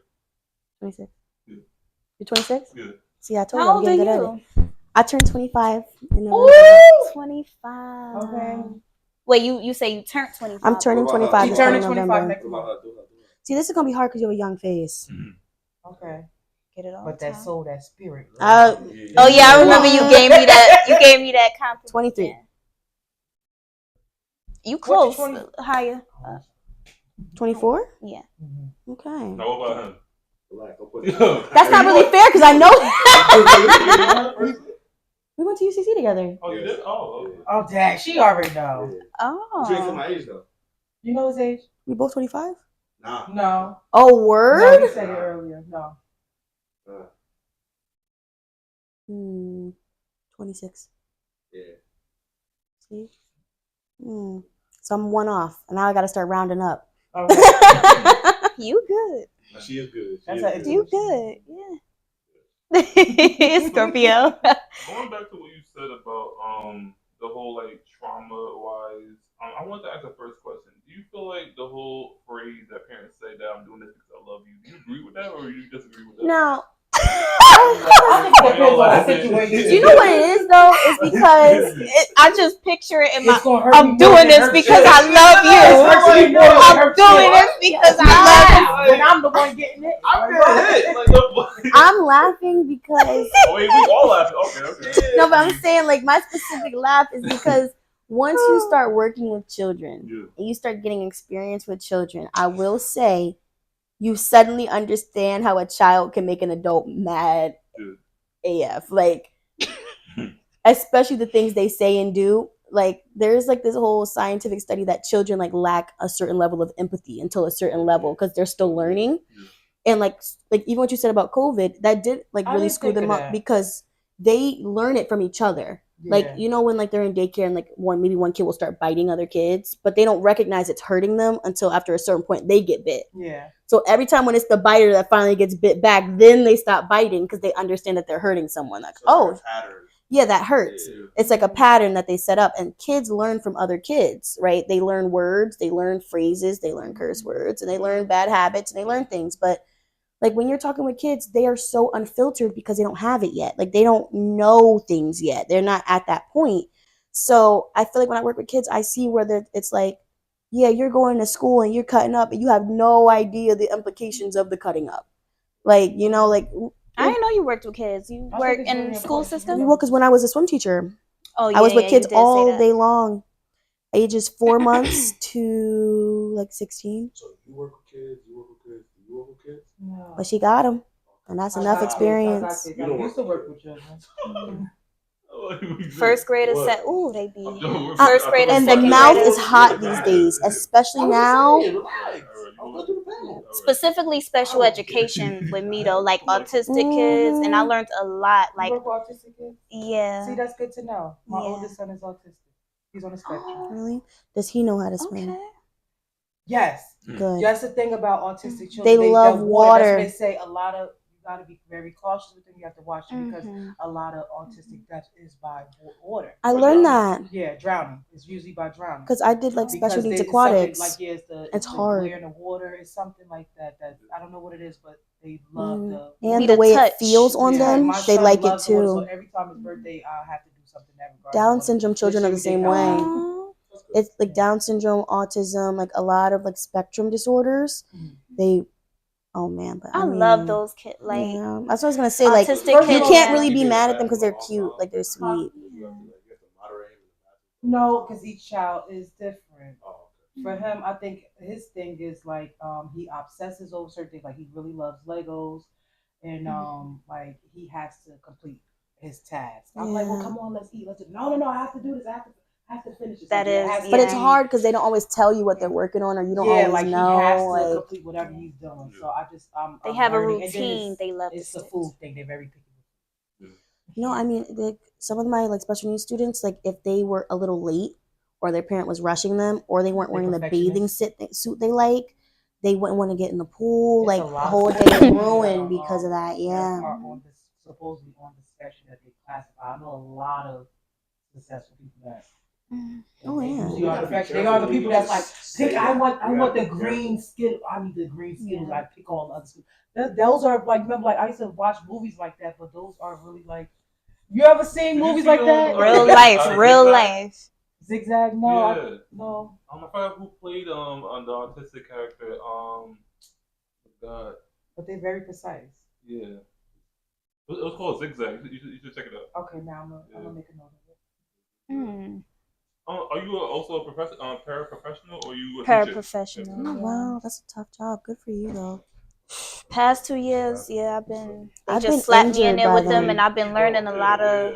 I ain't even get trained. I just been learning along the way. I've been injured by autistic kids before too. Me Though. too. Really? Oh my God! Like bit. one time, I tried to bring him in when he didn't want to go in one of those times, and he actually hit me in my face, like point blank, hit me in my face, and we had to remove him. And I wasn't even mad at him directly because I knew he was having an off day. We were trying a new skill, and like I should like, as his teacher, I should have known like, okay, maybe today's not a good day to learn that skill. I'm not trying to be that person that's making excuses for the kid, but it's like when you know their situation, you're like, okay, that was a party foul on my end. Next time I know not to do that.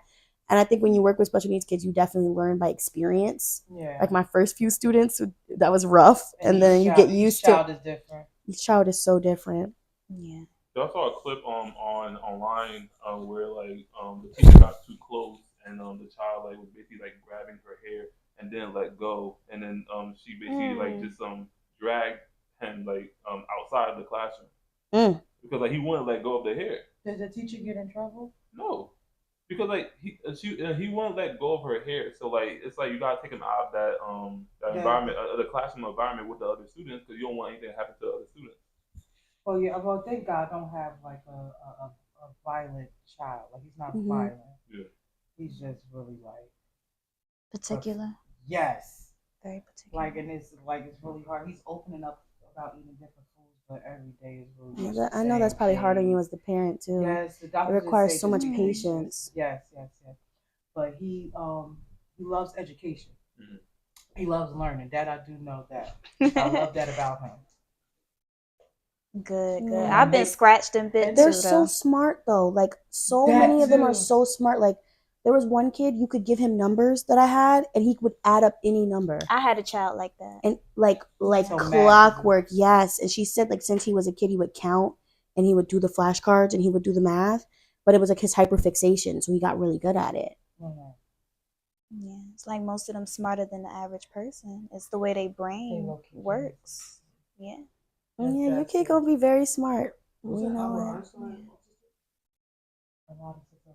Oh, I Mm. don't know. I'm not too sure. Look it up afterwards.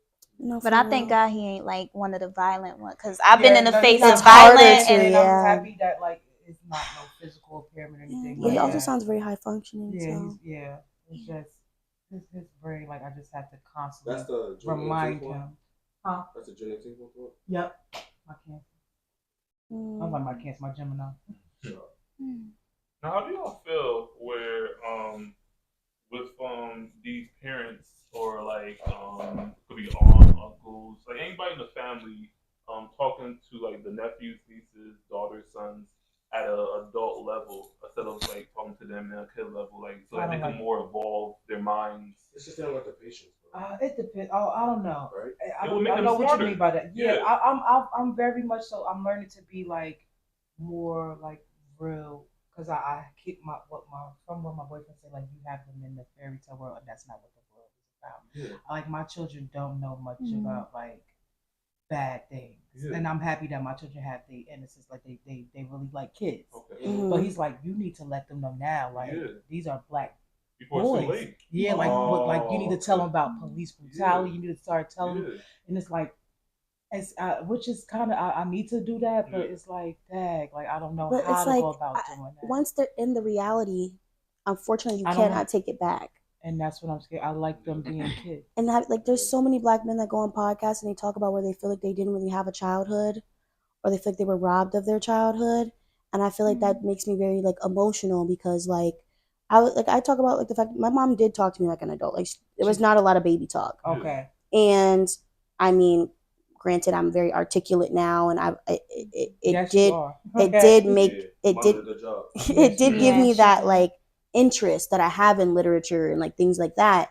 But I also, there were times, and I even tell her now that I'm an adult and I'm in therapy and I'm communicating with her. Okay, Like that's good. there's times where I did wish it was just a pat on the back, or it was just a cheer me up, or you know, or just be there for me when I needed you. Do you get what I'm saying?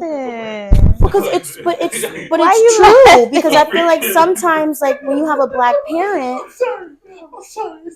It's you. It's you. How do you find this funny? Okay, we gotta make I'm we sorry. gotta laugh. Today We is gotta laugh. ridiculous. It's We okay. all got No, it's tortured. fine. Like, Yo, shit. you got tortured. Yo, We gotta laugh through the Okay. But no, like when you have a black parent, I think there are times where like you bring home a good grade and like that's what I expect, or like That's what you're supposed to do. that's what you're supposed to do. Like you're supposed to be doing this. That's what you. And it's like sometimes I do wish you congratulated me. It was like, oh, like good job. Like I didn't get a whole lot of that. Like I got a lot of Tough love. I got tough love, but it came from that same place where she's told me all the time. She's like, it's either I'm gonna hurt your feelings or the world is gonna hurt your feelings. And I kind of wish I had that because it kind of made me like it's not tough. having that. It made me But you miss tough. it though. So how do you do that now? Like how do you put that child like now in your adult life? I mean, what do you Gotta have that mean, child. Like How do you have the child? Well, and you know what it Yeah. is like, I mean, people tell my mom all the time, like, oh, she used to be 5 and sit up and drink tea with me, and we used to talk at the table. And it's like, yeah, those are like fond memories, but it's like I do wonder like how I would have been different if I would have been more like childlike during those times, or if I would have been more. That's why you got the job you got right now, so God can put you. Yeah, and that's what I'm So saying. it's Because when I unique. started It's really working with the important. kids, it was healing. It was very healing. But I'm saying like did you like ever like have Like, imaginary friend I- type shit? You know, I did have that kind of stuff, but the other thing that is a good factor is I was an only child. Oh. So Okay. yeah, so That there makes was a lot that. of sense. Wait. A lot of sense. Okay. You are Okay. only child. Yeah, so Did you it like was. that? Yo, You know what's so funny? I tell people all the time I didn't like I'm gonna it. need you to come back for an episode for only child. That's perfect. Yeah, because I got an episode for that. But my mom That's grew coming up soon. with. That's coming soon. Yeah, I got a topic for that. My mom had 8 siblings, so things were very limited. So it was like I was an only child, but she purposely limited things because she didn't want me to be too spoiled, or she didn't want me to be too cocky, or she didn't want me to be this. But I feel like I didn't like being an only child because it's like I always joke with her, like, you were never mad at anybody else. Like when you were upset, you were only upset with me because it's like us. Yeah. And I also had like what I call the silent treatment parent, where it's like, now I'm upset and I don't want to talk to you. So I spent a lot of time. That's when you're really mad. Exactly, like by myself, like internalizing things, and it definitely had an effect in like my older life of like how I maneuver. But I feel like it was coming from a good place, and I recognize that now as an adult, that now in the workplace that criticism doesn't bother me because I know she gonna criticize. Like, you know what I'm saying? Like, I'm not like, they're not making it, doesn't make me emotional for someone to tell me I'm not good at something because I know I'm gonna get better, or it's not gonna make me feel some kind of way if you feel like I'm not on your level because I'm gonna get there. Like, it definitely made me a self motivator, and it definitely made me like more focused on what I want for myself. But there were times where I was like, I wish there was another kid to play with, or I wish there was more of that. Because when I got those kid experience hide and seek, I was at my cousin's house. Okay. Or I'm at my godparents' house, or like I'm playing with other kids, but then you're always going back home to just you. And she always said, she's like, oh, I used to try to like, you know, give you the things I wanted as a kid, like that she never got because she had so many siblings. She said that all the time. She wanted to be an only child. So when I say it, she's always confused. That's what she always, but, and I tell people all the time, I was blessed. I got 100% of her attention. You know what I'm saying? She was able to be a complete mother to me. Not saying, yeah. But I didn't get a dog until I was 11. I got, I have my dog, my Yorkie. You still have the same dog? So yeah, I have a Yorkie that I got when I was 11, and he's 14. And then I have a dog named Ginger that I got, and she's turning 2. Okay, so you got a baby. So it's like funny because she always talks about like I treat the dogs like my kids, but it's That like I keep them up under me. Like, that was the companionship I always wanted, of like something to be with me, play with me, that kind of thing. I used to beg for siblings, and she also always say like she didn't have the time or the money for 2 kids or multiple kids. So, you know, exactly. But you have children? Because I don't think we have. Oh no, I definitely want kids. I definitely want children. I've always wanted to be a mom. Like, I want to be a mom one day. But I also am very protective over the idea of my situation when I become a parent. Like, I don't know, it's kind of half and half for you. You know what it is? Is like, I want to be ready. Like, I want to be, like, my mom didn't have me until I was 38. Like, I mean, until she was 38. My mom was 38 when she had me. So she was like, so she was fully ready to be a mom, right? I know right now at my 25-year-old self, I can't be a mom. I know I can't be a mom right now because, and I'm like, I'm still waking up and crying because I got to go to school on a day I don't want to go. I can't have no kid. You know what I'm saying? Like, I can't have no kid on top of that because I want to be able to have a strong face for my kid. So I know I want kids, but I also am like very protective of the idea of where I want to be in my life, and I want to finish my degree, and I want to do that, and then I want to have a kid. How many kids y'all want? Oh, you got 2. I'm not having no more. You done? You done? I'm done. Do you know how many you want? How many you want? Like 2, 3. 2 or 3? I've always said 3. 3? Yeah. 2? Doesn't matter. You want everybody like stays in that window. You know why though? I have something to say though. Like, I kind of relate to. I'm not the only child. I have my older brother, but my older brother moved out at 16 at early. So my mother since. Much older than you? Yeah, he 34. I believe. Yeah, and my mother sent him to live with his dad. We got 2 different dads, by the way. At 16, they was clashing. And, you know, I had like cousins and stuff, but I always felt like the only child. Yeah, so me and my brother wasn't connected like that. We wasn't close. Because my brother was, you know, he was out there. I was just the baby sis. And yeah, I always, similar to what Trinity said, like as much as you get the focus of the love, you get the focus of the anger, you get the focus of all the emotions, you know? Not to say there's no other kid to bounce it off of, but it's like from my friends' descriptions of when they had siblings, like sometimes they're pissed with your sister, sometimes they're pissed with you. Like, there's an ebb and flow. But like, if I'm the only one bringing home homework to be mad at, or I'm the only one doing this. You get the focus of that too. And it's a blessing to have a parent regardless. And it's a blessing to have somebody that wants to take care of you regardless. Don't get me wrong. But like tying it back into that intergenerational trauma situation, my mom had 8 siblings and they were bullies and they weren't nice. And she had that feeling. So then that translates in the way she parented me. That's a lot on one person. Yeah. I always used to like want like a sister, like sister, but Now, did your also have imaginary friends? Huh? Sorry.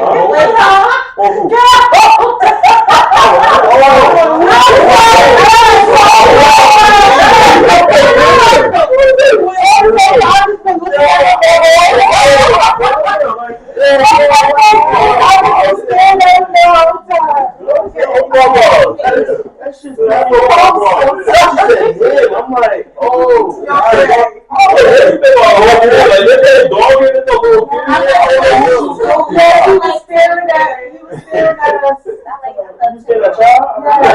I'm a softie too. Okay. And so basically, like, the question I asked is like, being that I'm so sorry. I'm sorry. No, I'm laughing at the fact that we have not been unserious this whole time with this very serious topic. I was just like, I didn't have an imagination. That's not interesting. No, we glad. because y'all enjoy yourself, right? Yeah. Okay, that's what I'm at. You know what I'm saying? What about you? Did you have any imaginary friends growing up? A dog. Imaginary dog?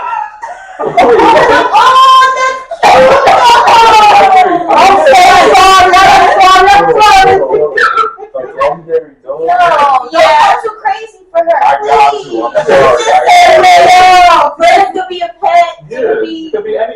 No. Look at inside. I got 2 boys. Well, I got 3 boys. Yeah, it's 2. You asked the right person. It's 2, and then the question of the day. Remember the weird answers? That's what made me really think. Look, I'm telling on myself. You missed the pre. I was an odd child, like I said. I was an odd child. So explain this. How you doing? Yo, Inside Out. That girl. Don't compare it to Ronnie. Don't compare it to Ronnie had an elephant. Ronnie compared to That's the one with the emotions. Yeah. Okay. Wait, what was that? No, because I'm like, don't compare it to a white girl. Thomas was chill though. Yeah. Down with the cars. Come on. But explain to us about this imaginary dog. What was his name? Like, What breed? No. You had a breed? I made it a Dalmatian. It was like a Dalmatian. Oh, you must have watched one. I love that movie. Did you want a dog really bad and you weren't allowed to have one? That's what it gave. She wanted a dog. Maybe. It's funny because he played with me. He ran, like, followed me around. It's endearing to me. Like, tell me more about your imaginary dog. Was he barking? Maybe. Did you walk up Yeah, around the house. around the house? Did he know tricks? I don't think so. No. Oh, he was that type of kind of dog. He was just chilling. Very playful. What was his name? I have a name. Now let me ask you: it was only you that you could see him, and nobody else could see him. I'm pretty sure. Yeah, nobody. Imaginary friend. Okay. No, there is stories like that Yeah. people can see him. Yeah. Like, did he ever talk back to you, or like bark back at you? Now you trying to mess with you. No, I am not. it's not that deep. No. Because if you did that, girl, you can leave. You can leave. Like, okay. No, yeah, like it could be anything, like a dog, an elephant, like. I'm like, what type of question is this? Did he bark back? Did other people see? Like, you real inquisitive right now about this imaginary dog. You got an imaginary dog right now? He with us? No. Oh, okay. Cause like I'm referring to that movie Do that y'all came see this? I'm referring to that movie that came out, Imaginary, like it was a scary movie, and she had the imaginary bear. Oh, then he came out and was Yeah. killing people. Yeah. Nah, she didn't have imaginary Cujo. Cujo wasn't killing anybody. She had a cute little Dalmatian. Like, You know your classic movies, I see. yeah, I do. I love movies. Cujo was that dog was like, yeah. Cujo was off it.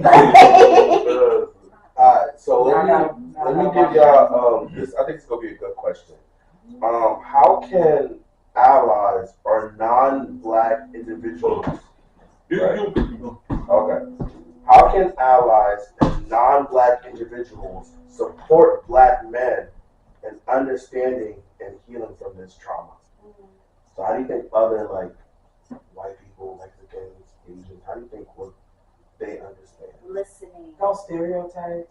Don't. That's a good one. Like just simply that I think it's automatically like a prejudgment of a black man.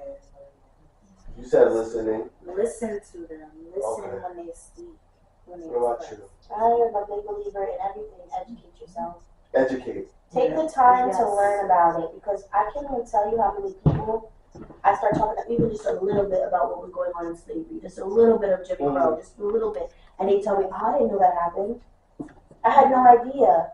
But you cannot mention the Black American experience, whether you're Haitian or Caribbean, whatever. You cannot mention the Black American experience and not mention slavery, and not mention white people, and not mention just the, of course, generational everything. But you know, I think what we really gotta do, I think we really gotta explain to these white people, like, yo, we go through it. Because I don't know if we could break it down to Spanish people or Italians or, you know, we gotta explain it to the white people. They gotta really understand. They're the only ones who have Yeah. never been They've never been brought down to that level, because because they've always been. but people on don't top. know about Haiti. Like, okay, even if They they know have about their slavery, own- they don't know Yeah, about Haiti. preach. They Preach, don't bro. know about how much money America owes Haiti. They don't know that Haiti had to pay for their freedom. They don't know Yeah, those that- details. Yeah. They don't know about Congo. They don't know about the rubber trees. They don't know that what's going on there now We got some is just a shit. culmination of what was We going got some on. shit. We There's got so some- much. They scared of us. They scared of us. They Yeah, y'all scared of us. I said of it. the Y'all power scared that of we us. had. Alright? Yeah. Don't come for me though. But y'all scared If you of know us. somebody got advantages against you, if you know Alright. somebody got advantages against you, or you know Yeah, so you I think recognize one the more power, question. obviously. I'm So just you're aware that gonna- everyone should have children, childlike minds, and like because as a child, those things like racism and shit like that is taught. Yeah. Like, But you you know what I'm think, saying? how about Like, this, guys? Do you think don't see- can it ever be like a utopia? No. No, A what? right? A in regards utopia. to what? Like just in general. And people Today's like society. staying along. Yeah, like a peace. Nah. No, Yeah, I don't see it happening. No. In Okay. every I would way, love that. though, in I would every be way, right no there matter in how that you world.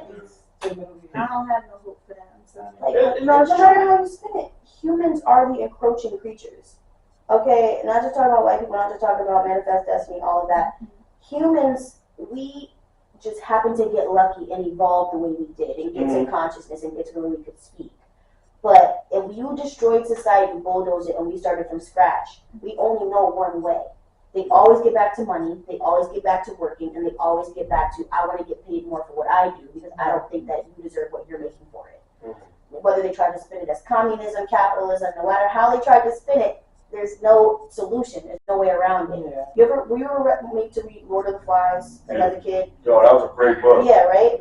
And in this book, these boys, they're on this abandoned island. They were going on a school trip, and their plane went down, right? And they try to make their own little society. And it's all these little boys. And it has the ebbs and flows of, like, what we see in politics and societies in this book, because they ended up, like, sacrificing, like, killing one of the other What was boys. that one crazy motherfucker? Yeah. And it only takes that one crazy person to cause the uprising. Everything up. Because in the book, there was the one guy, and he was trying to make it fair, and he's trying to make it where everybody gets what they want. Yeah. They killed that wild pig, like, they came together. And then it was that one guy, like, well, why does he get to wear the crown? And that's what blew it up, where everybody's like, yeah, that's not fair, I don't like this. And they had this uprising. And that uprising resulted in one of the boys falling off of this cliff. And it was the fat guy. Thank you. Yeah. That was my man, And bro. he fell off, and unfortunately it resulted in him dying, and they were rescued right after. And I feel like that in itself is like a metaphor of, it didn't have to reach that point. Y'all could have Yeah. stayed the way you were, and you still would have been saved. But you know what's crazy in that book? I don't think they talked about it afterwards. They kept it. Yeah, they kept it on the They low. kept it on the low. Yeah. They never said nothing to Peggy's parents or anything like that. They were just like, What? Yeah, because the Yeah. teacher had passed away, the pilot had passed away. It Nobody was just said- these little yeah, it was boys just on the little boys. island. So when they got rescued, because they were like doing like flames and smoke and stuff, when they got rescued, nobody knew the head count. Nobody knew how many of them there were supposed to be. And realistically, it's amazing. They only lost one kid in that whole situation. But I feel like when you talk about like George Orwell, you talk about those books. There's a book. Lord of the Flies. It's a good book. They did a movie. They did a movie, but the movie don't really. You know, you gotta read the book before you watch the movie. I was a bookworm, so I would love to. You would enjoy it. So we don't got that much time, right, guys? Of course. So I think what I'm about to do is I'm about to go straight for the question of the day, right? And then after that, y'all can have your little side questions and stuff like that. So like, what kind of like you want to tell audience? Yeah, like wrap it up like that. Wrap it up like that. So here's the question of the day: would you rather heal from your trauma through creative expression, like art or music, or through traditional talk therapy? What would you choose? The first one. Creative expression. The first one for you? Yeah, that's what I currently do. I sat down with a 5 therapist, but poetry is my therapy. That's great. Okay. All right. Respect. Same thing? Creative expression. That's the way I've been doing it. Okay. So. What about you? I mean, I've done both. You've done both. And you think you're in therapy right now? Yeah. Mm-hmm. I mean, why I'm in therapy is like its own whole other thing. Mm-hmm. But I was in a position with my mental state where I had no choice, or like we're getting you a therapist type of situation. Yeah. And I do think that therapy is helpful, but like I have expressed like I wish I had a Black female therapist, or I wish like who understands it a little differently, because the way they address like life issues is different. And I'm like, unless you are a Black woman, you've experienced the Black woman experience, it's kind of hard to speak on the Black experience. Mm-hmm.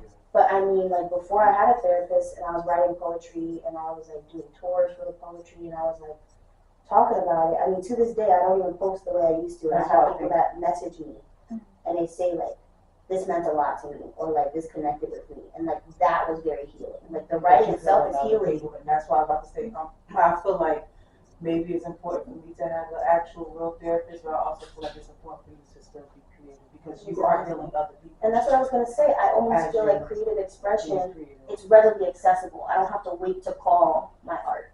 I don't have to wait to get on a telehealth call with my art. I can just go paint.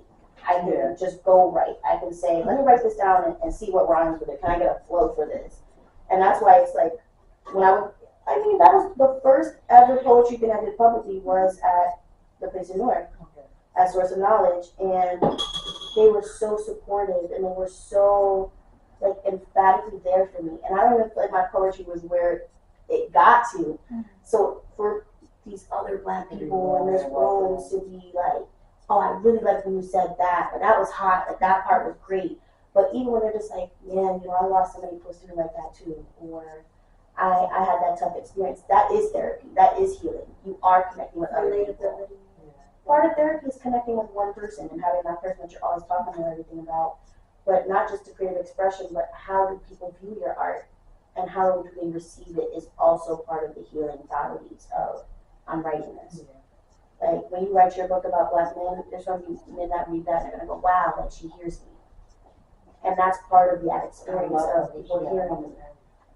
Yo, when that book come out, I love her. When that book come out, pass me that. I definitely want to read that. When that book come out, pass me that. That's why I'm like, let me advertise that our book coming out. Thank you. What you picking, sir? No, I would pick the second one. The second one. Because I'm not, I would say I'm a little bit creative, because like I sometimes have a lot of like writer's block or like whatever, creative block. But didn't you used to make music though? Didn't you used to make music? For fun. It wasn't really serious. It was for Okay. fun. Yeah. I'm going to stop you though. Everybody's creative. Yeah. It's just whether you've tapped into it. Would you like to make a freestyle right now? Oh, you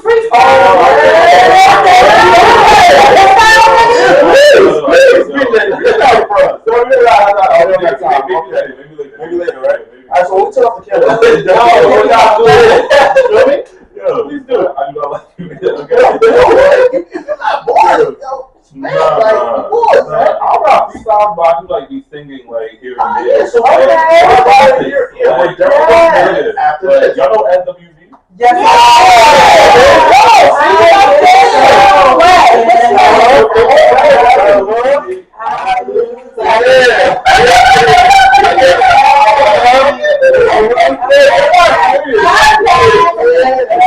Okay. Good, but yeah, that's what you said. Yeah, but yeah, I'll pick the second one. I'm definitely picking the second one. Okay. Definitely the second one, yeah. Because I did therapy. I stopped. The only reason why I stopped is because of the COVID. Yeah. But I'm definitely gonna try to go back. You know. So. Yeah. Well, since y'all said that, I think I'm definitely gonna go give a call. Oh, I have some references. For my insurance. I think all black people should get therapy. No, Like there's just absolutely. not there's definitely just a lack of black therapists where I feel like you're gonna get that real locked-in experience. I think who definitely needs therapy too, Caribbeans. Yeah, because they get parents. The parents are pretty tough. That I can't say. Because you know why I say that? Because I'm dealing with it right now. Yeah, I'm dealing with it right now. tough. I think my mom, and I'm not trying to, and when I say this, I'm not trying to comfort my mom because I love my mom and I love my dad. But I'm just saying for all like Caribbean like households, if you do got it bad, yo, just please go talk to somebody. They're licensed, like, yo, if you got the insurance, yeah, I get it. We use insurance for other things, but we at the day and age right now, it's okay to talk and tell about your feelings. You got to. It's also that action of saying it to somebody. Yeah. Like, I think it's hard for us as poets, though, to even talk about that because putting it in the book is part of the speaking it. Mm-hmm. When I set up my camera and I do something or I do my podcast or I choose to do whatever art form, I am talking about it. But I do feel like sometimes, I mean, my therapist has caught me like a catch-22 sometimes where like, he says something and I'm like, wait. Oh, you have a male therapist? Yeah. Do you like having a male therapist? I don't mind him at all. Okay. He's chill. He's chill. All right. I did have a different female therapist before and I did feel for connecting. Okay. But that's important though. And it's important to connect with your therapist. I like my therapist. I don't feel like he enables. You in therapy, right? Okay. Good. Who you got? You got a girl or a boy? I'm good. Okay. I think the gender doesn't matter as much as how they're helping you. Because my other therapist, I felt like she enabled me a lot, and she would be like, "Okay, but you're depressed, so like that's okay." But it's like, no, because I went through this period of time where I was cutting everybody off, and I was like, I don't really know. Like, I'm restructuring everything. I just started that socialize. I even isolate. Yes, a lot. My friends were like, "You need to stop doing that." Did you grow during that time though? I literally just started talking to people. I'm serious. And then you decided to go on a podcast. Good for you. Yeah, for you. That's the first step. That I did, but I recently just started like this week, like talking to people. I've really just been shutting everybody out, like leave me alone. They're like, "Well, you can't do that." Like, I'm like, "What is it you're gonna do for me?" They're like, "You need to stop being like that." I'm like, "I'm going through something. Like, what is it? I'm just gonna vent to you and then what?" They're like, "You gotta stop being so mean." I'm like, "All right." I'm like the same where I'm like, you can't help me fix this situation. Yeah, like, even if I'm complaining to you about my finances, you can't magically fix my finances. You can't magically fix whatever I'm going through. So I can feel that way. But I feel like sometimes therapy, I look forward to my therapy session of like this safe space to tell him about what's going on in my life. But like I said, you got to be careful because like sometimes therapists are like, you're mentally ill, like that's an excuse for everything. And that's not true. Like your depression should not be affecting people around you. I think with therapy, I'm scared. Like I don't need you to diagnose me and say I'm crazy. But you can tell them, I'm not looking for diagnosis. I'm not looking for medication. Oh, you say that? Yes. Okay. Advocate for yourself. Especially as a black woman, you need to advocate for yourself in any doctor's office, whether it's a therapist or whatever. Tell them, I don't want medication. Okay. And I don't want a diagnosis. I want you to talk to me. I want you to know I'm a human. I'm going through things. You need that vet. And I need to vent about it. And that's I it. think that's why some therapy just don't. You gotta look at a person, they be like, I'm in therapy, and you be like, is it working well? But you also have to take the tools they give you in therapy and then go walk in your life in that same way. If you don't take it, yeah. Because I know a few people like that. Are you okay? You in therapy, but I don't think it's working for you. Because you're not doing the change. They can talk to people in the face, but you're not doing it. If you're not advocating, you're not doing that. But I'm the same way in my Christianity. Everybody's not going to be a Christian. Everybody's not going to be religious. But it's about what I take at church and what I do with it in my life. Right? And they say don't pick and choose from the Bible. But I mean, I like the fact that Jesus didn't judge. And I like the fact that we're supposed to love our brothers and sisters and everything. I'm not, and we are. Exactly. I'm like, I really just. You're gonna be good, alright? I mean, definitely, ever since I went back to church, I have a lot of people who are like, oh, I don't like church, or I don't like this, and I don't like that. But like I said, like my philosophy is, what are you taking from it, and what do you see at church that makes you go to church, and what makes you feel that way?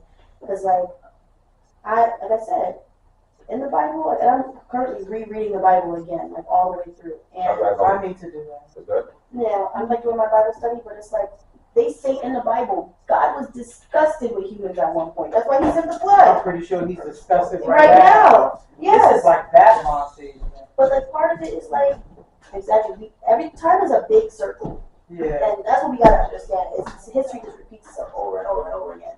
But like, I don't go preaching to people telling them they have to believe in what I believe in, and I don't think that I have to believe in what they believe in. But the same way with therapy, you gotta pick and choose what you're. I think I take from certain, like, you know what I'm saying, like religion and things like that. Like, I just take from certain things. Like, certain things I make from my church. What makes it easier for you to live? What makes it easier for you to believe in yourself that you can do whatever you want to do? Take that and just run with it. It don't gotta be nothing specific. It doesn't have to be you're a perfect Christian, you're a perfect therapy person. Just be yourself. And okay. I can see you got it. What, be myself? Yeah, like I don't really care what other people think about me. I'm here. It is what it is. So I had this thing where I was in school and some girl came up to me and was like, she wants you to know that she don't like you or something like that. And I was just okay, like, that's great for her. I said, oh, okay. And the other girl was looking like, you could tell it's like, okay, she wanted some type of reaction out of me, but what can I really do if you don't like me? Okay. But I mean, listen, everybody got a person that don't like them. It doesn't matter who you talk to. There's somebody on there that thinks they're a bad person. Like, nobody's perfect. You're not free from that. And that pisses me off too, because why should I care what you think about me? And I'm over here being Trinity. Like, come on. Ridiculous, but whatever. Well, it was nice having you guys. We appreciate you guys coming on the podcast. Like, happy to be here. Is there any closing like messages you want to say to our audience? Blackman, we love you. Oh, we love you. Keep holding it Yes, down. Blackman, we love you. We love All right, don't listen to social media. All right, the Black Queens, we still love you. Yes. Amen. Amen. Message. Yes. All right, so look at the light. We post to all social media platforms. And This ain't a Black King right here, but we love you too, Bob. We love you too. As we always say, the two shall set you free. Thank you. That's it. Yes, you shall set you free. Applebee's. Applebee's. Then I use the last one. Did you have time for this boomerang and TikTok? Oh yeah, I gotta do TikToks. Yeah. What TikToks are we doing? I have a couple of them. I didn't. Okay, let's go to that. While y'all. Yeah, go ahead. Let me disappear still after that. His name is Bobby Ross. His name is Bobby Ross. Oh, no, our own name for people who know that. I like that. Bobby Ross. Bobby Ross. Yeah. I was taking it on. I saw you. I was like, also helpful. Why did you pass? That was terrifying. I think so too. Nah, I was